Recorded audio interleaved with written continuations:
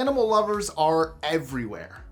Those of us who think of ourselves as animal lovers think we know so much about their world, when in reality, we really know so little. And some things we think we know are actually not true at all. I'm Mike with List 25, and today we'll take a look at 25 facts that may change the way you see the creatures all around you.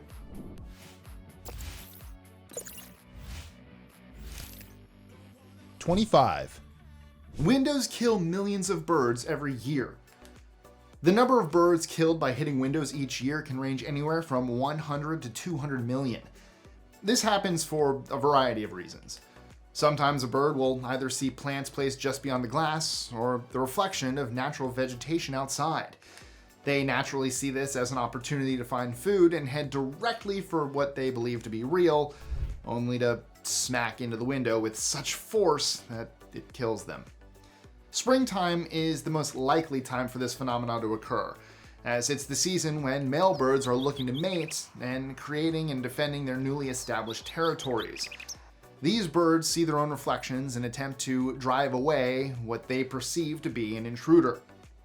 It is such a problem that there are dozens of products on the market to prevent birds from dying, which include frosted dot stickers, bird decals, and polarized films that ward the birds away.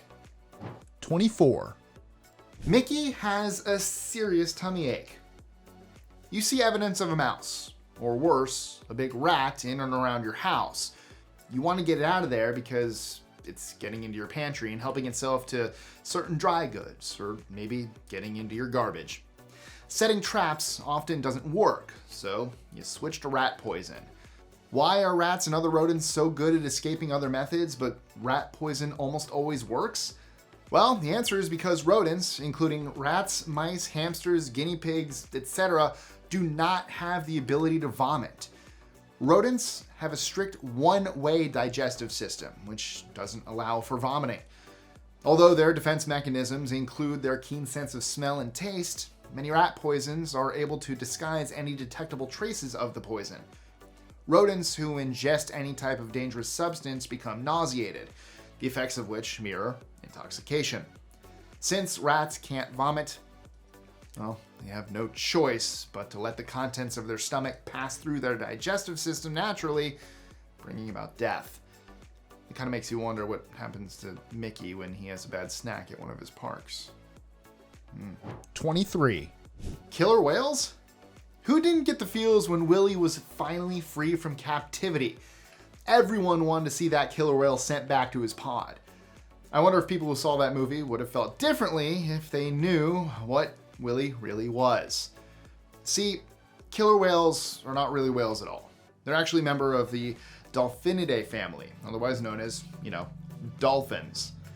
Both whales and dolphins are a part of the cetacean killer whales, or orcas as they are more commonly known, and they share far more characteristics with dolphins than whales. Their bodies have many of the same characteristics as dolphins. Large dorsal fin for more precise moves when hunting, a more compact build in their bodies, a curved head with a more aerodynamic snout. They even have longer teeth than whales, which can reach up to 4 inches in length.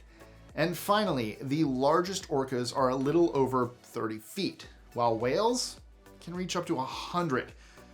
So, how did they end up being called killer whales?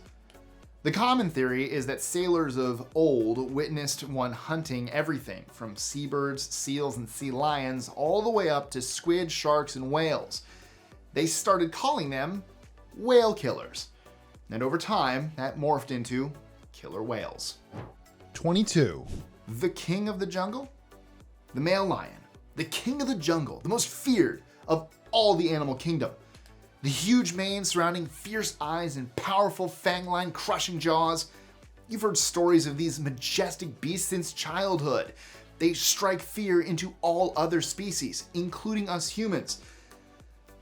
But the truth is, the mighty predators of every pride, it's the females. Male lions are tasked with keeping the pride safe. When they fight, it's for supremacy of the pride. And when they kill, it's primarily to defend it. The female primary function is to hunt and kill for food. They keep the pride alive. Lions are also primarily nocturnal, preferring to sleep the sweltering savanna days away and hunting by night. So when Disney's Lion King came out, when they showed the female lions hunting, well, at least they got that part correct. 21. Okay, that's just gross. Vultures are, putting it lightly, not the world's most cuddly avians. Baby owls? Cute. Swans? Elegant. Mean, sure, but still elegant. Ducks? Mostly funny because they make great cartoon characters. Woo! But vultures? They're truly ugly when born, and they grow to be creepy-looking scavengers that feast on decaying corpses. Nothing about them is appealing. But it gets worse. Like every animal, vultures can have a rough time during the summer. They have to find ways to deal with heat and cool their bodies. The solution? Well, vultures poop on their own feet to stay cool in the summer. They eat decaying corpses and poop the undigested remains onto themselves. 20. Arctic masters of disguise. Remember the joke when you were a kid that you'd hold up a plain piece of paper and say, "Look, it's a polar bear in a snowstorm"? It's very likely that you get more eye rolls than laughs. That's because it's a bad joke. Anyway, polar bears are awesome creatures. They're huge, powerful hunters at the top of the Arctic food chain, due in part to their white bodies helping them blend into the Arctic surroundings. If one was to look across the tundra and see a polar bear, they would most likely think they were looking at a snowdrift. But the truth of the matter is that polar bears are not technically white. A polar bear has black skin over a thick layer of fat that helps them survive the icy climate. Their fur is actually clear, as well as hollow. The fur also reflects all wavelengths of UV rays, which gives it the appearance of being white. A polar bear's black skin absorbs the heat from the sun's rays, while the fur absorbs the light. Because it's hollow, each hair functions as a tiny fiber optic cable, which filters the light into the skin, helping to warm the layers of fat, which keeps the bear warm. Unfortunately for these bears, their habitat is warming at a rapid rate and decreasing. This is forcing them into warmer climates as they look for new food supply sources to replace those that have been taken from them. 19. Okay, that's just odd. Everything that eats must also poop. It's a law of nature, sometimes on yourself to keep cool. That's a callback. If a creature eats and cannot expel that which is not used for life, that life becomes very uncomfortable. So just be thankful you're not a wombat. Because of a wombat's intestinal structure and digestion process, its droppings are square-shaped. Just thinking about that can make someone tense up. While all other animals have intestines that are evenly flexible, wombats have grooved intestines which cause it the odd shape. Since wombats are very territorial, this is a unique way for them to warn intruders to leave. 18. You'll never watch Finding Nemo the same way again. Nemo and his dad Marlin are clownfish. When the movie was first released, people all over the country rushed to pet stores to try to find one of their very own, which, if you have seen it, sort of goes against the film's message. Anyway, here's the thing. All clownfish are born male. That means that all of the eggs that were getting ready to hatch were boys. But if all clownfish are male, well, how did Nemo have a mom? Various animal species are born with no sex chromosome. For example, a turtle's gender is based on the temperature at which its egg is incubated. Clownfish fall into that same category. In the case of the clownfish, a group usually consists of a dominant male, a dominant female, and anywhere between 0 to 5 children. When the dominant female dies, the dominant male becomes the dominant female. At that point, one of the juveniles becomes the dominant male, and the procreation process begins again. I am absolutely begging you to not try and put those pieces of knowledge together. All I can say is that I'm really glad the sequel was not based on any kind of reality. 17. Aw, now that's adorable. The Adelie penguin is one of the most common types of penguins in existence.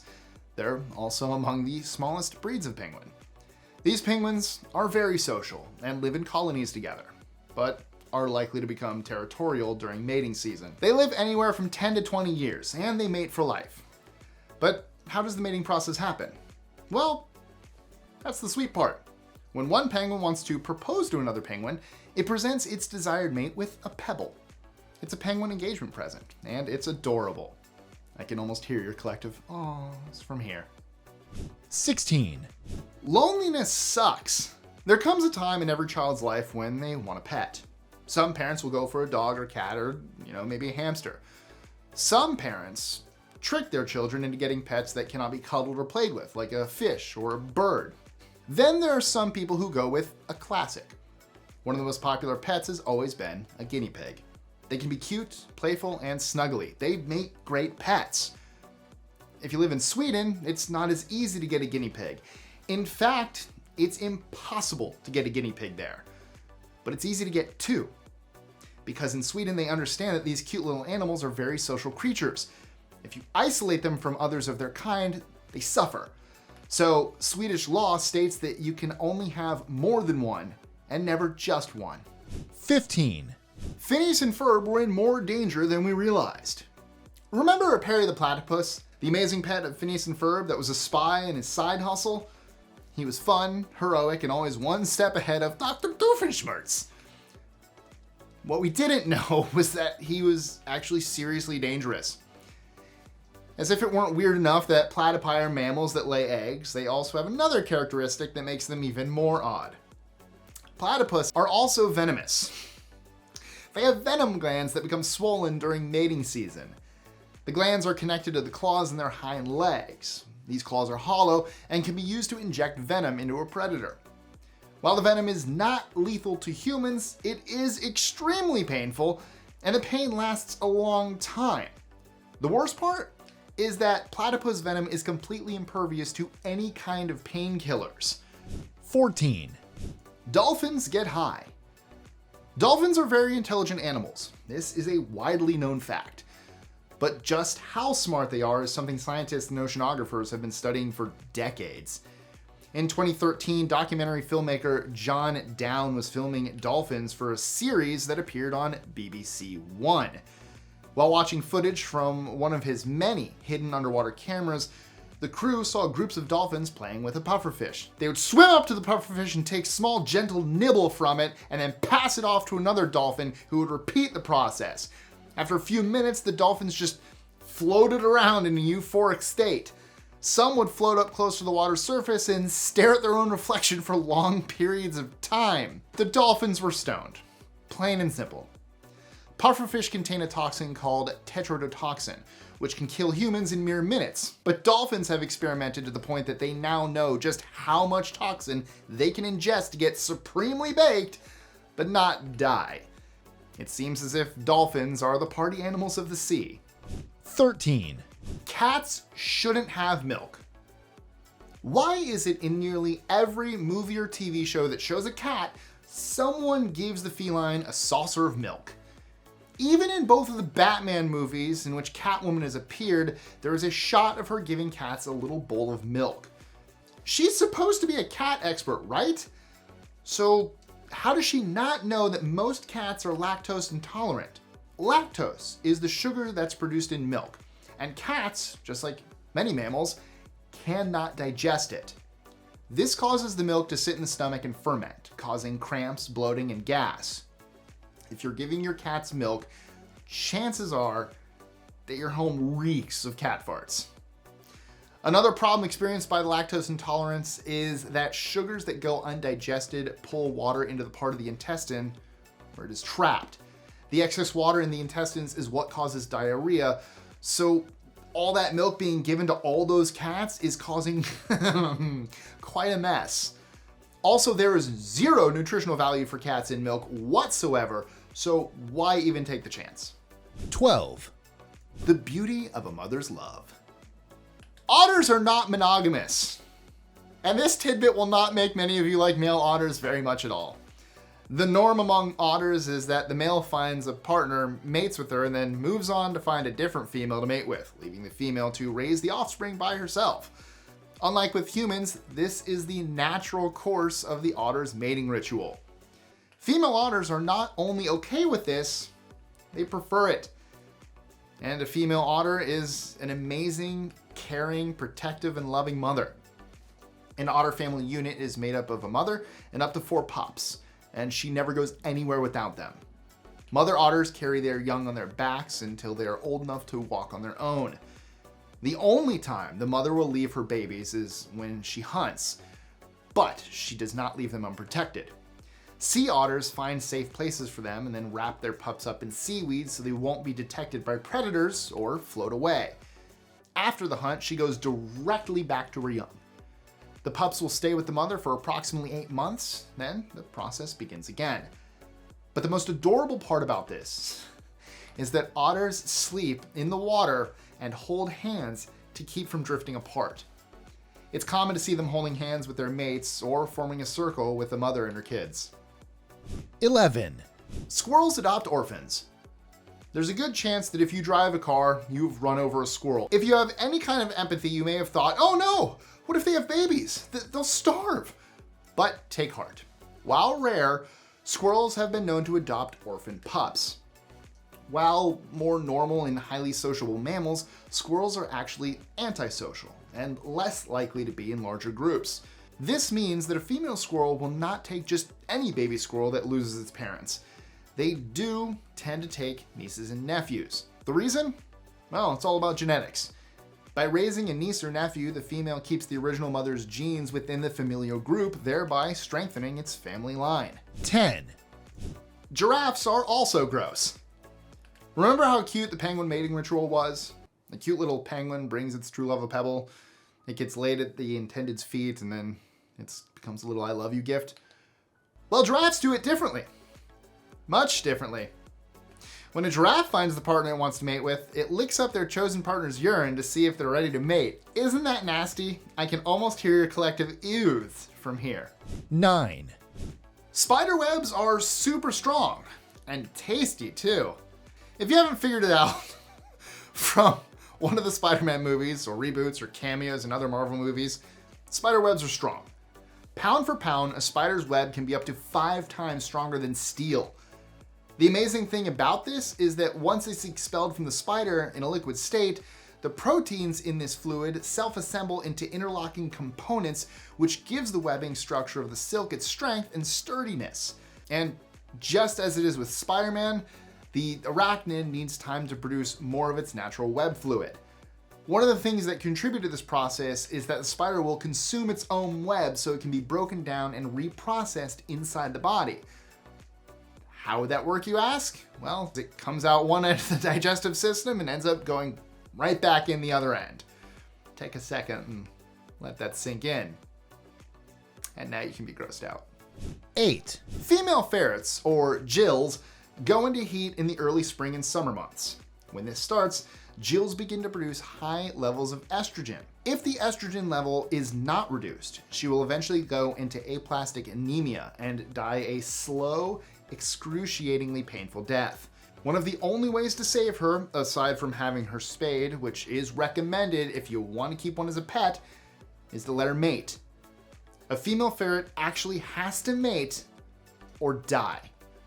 A gill has a unique form of reproduction wherein the only way she can ovulate is by mating. Once she does the deed with any willing male, she ovulates, thereby releasing the excess estrogen, returning her to her normal state. Some vets do have what is called a gill jab that will chemically reduce the amount of estrogen in her body, which is a last resort, but definitely preferable to death. 7, Friends will be friends. Manatees, or sea cows as they're sometimes called, are huge creatures. They're also gentle, and their main threat comes from not other water-dwelling species, but from us humans, and mainly the boats we drive. It would be expected that since they share a common habitat, they would be at odds with alligators, but this is actually not the case. Manatees and alligators coexist nicely. It's not uncommon to see the two swimming in coordinated patterns just under the surface of the water. In some cases, it even appears that alligators ride on the backs of the sea cows. While alligators are probably instinctively willing to eat a manatee, it would be very difficult for one to do so. When alligators hunt, they grab their prey and spin it in the water to break its neck, otherwise known as a death roll. Then it takes the catch and pulls it to the bottom and stores it for later. The average adult manatee is around 10 feet long and weighs nearly 1,000 pounds. This is far too big for an alligator to handle. Also, gators don't chew their food. They gulp down their catch whole, rip off large chunks, and then swallow that whole. Because their jaws are not big enough to rip manatees apart, they have simply learned to coexist. 6. Daffy and Donald hang 10. Southern California is a laid-back place to hang out.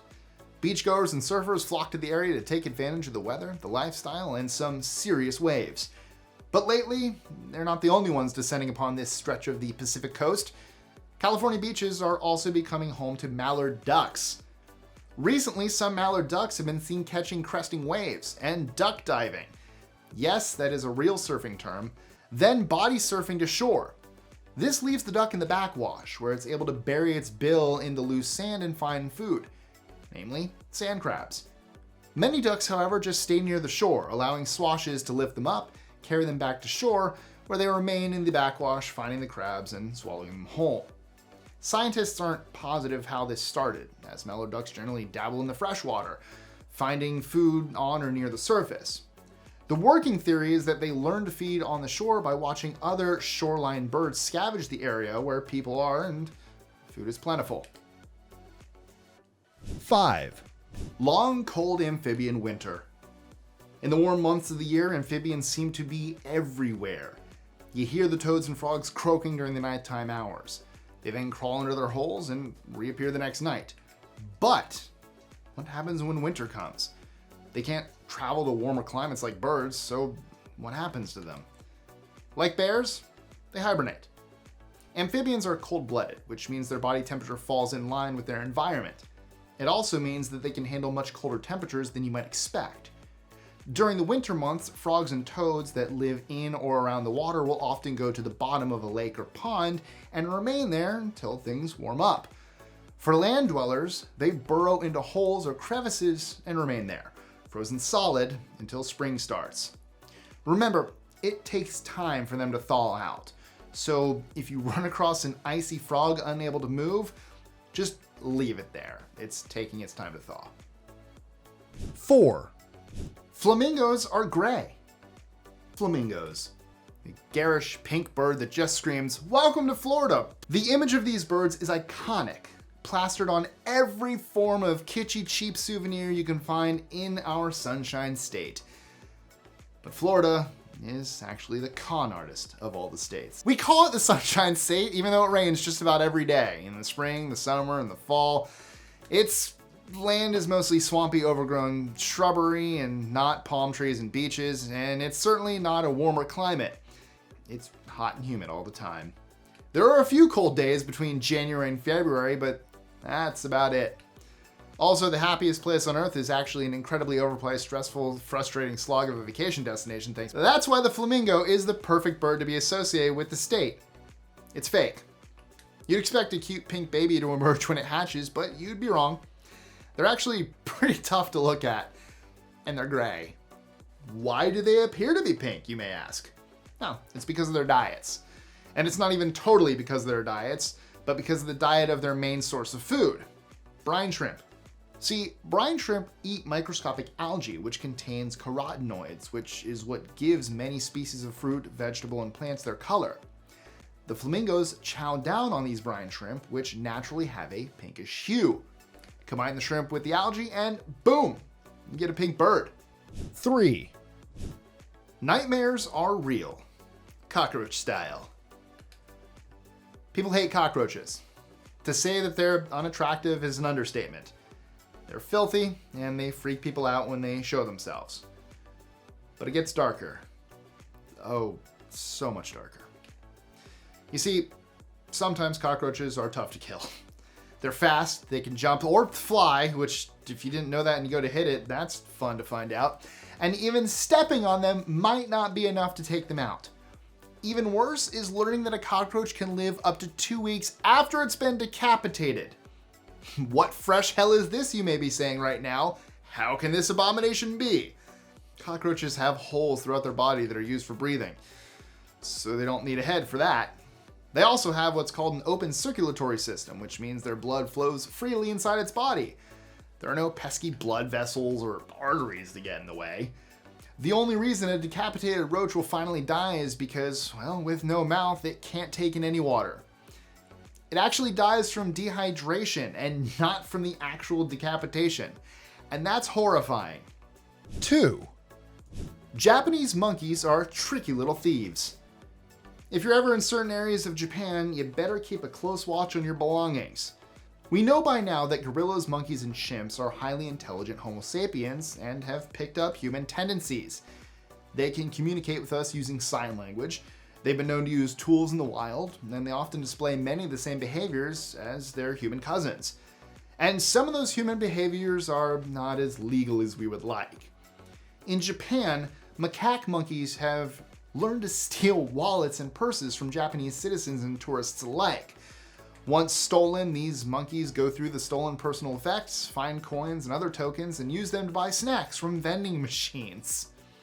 These monkeys have not only learned thievery, but they also have an entire racket going. Sometimes they blatantly steal someone's belongings and refuse to give it back until the owner gives them a snack. It's like a mini monkey mafia over there. 1. Animals with pride. Contrary to what you may have been taught, animals from across the spectrum display homosexual and bisexual tendencies. Just as in humans, homosexual and bisexual orientations are a natural and normal part of sexuality. From lions to dolphins, all manners of creatures have been observed in these relationships.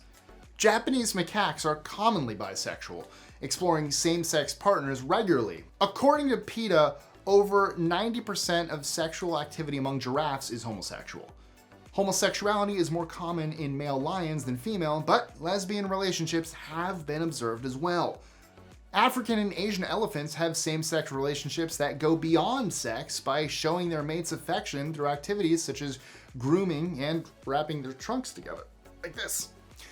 While some animals such as penguins are essentially monogamous and mate for life, the most famous of these being Reggie and Ronnie, a male couple at the London Zoo, others such as bottlenose dolphins have no preference as to which sex they mate with. They regularly have sex with any other dolphin that's around, and even have been seen in pods having relations with multiple same-sex partners at the same time. Oh, those naughty, naughty dolphins. So, what are some of your favorite, maybe not as well known animal facts that you know? Let us know in the comments below, or tweet your answers to us at list25, or, check us out on Facebook. Be sure to like, click, share, and subscribe, and, do all that YouTube stuff. And, we'll see you next time. Enjoying our lists? Be sure to click that subscribe button and the notification bell so you don't miss out on new videos every Monday, Wednesday, and Friday. Share them with your friends and help us consistently conciliate curiosity. And if you want even more lists, check out these videos here or just head to our website at list25.com.